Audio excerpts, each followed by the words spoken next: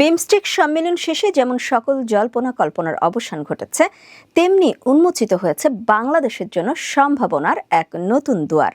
প্রথম ধাপে 1,80,000 রোহিঙ্গাকে ফেরত নিতে রাজি মিয়ানমার। নিশ্চিত করেছে মিয়ানমারের উপপ্রধানমন্ত্রী ও পররাষ্ট্রমন্ত্রী উ থান সিউ। বাংলাদেশে আশ্রয় নেওয়া 8 লাখ রোহিঙ্গার একটি তালিকা থেকে 1,80,000 রোহিঙ্গাকে মিয়ানমারে প্রত্যাবাসনের জন্য উপযুক্ত হিসেবে শনাক্ত করেছে দেশটি।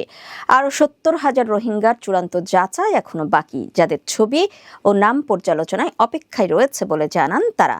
এই তথ্য শুক্রবার ব্যাংককে অনুষ্ঠিত 6ষ্ঠ বিমস্টেক সম্মেলনের ফাঁকে বাংলাদেশের প্রধান উপদেষ্টার উচ্চ প্রতিনিধি ডক্টর খলিলুর রহমানকে মিয়ানমারের উপপ্রধানমন্ত্রী ও পররাষ্ট্রমন্ত্রী উ থান সিউ জানিয়েছেন। আর মিয়ানমারের পক্ষ থেকে আরও জানানো হয়েছে বাকি 5,50,000 রোহিঙ্গার যাচাই দ্রুততার সাথেই সম্পন্ন করা হবে। এ বৈঠকে ডক্টর খলিলুর রহমান মিয়ানমারের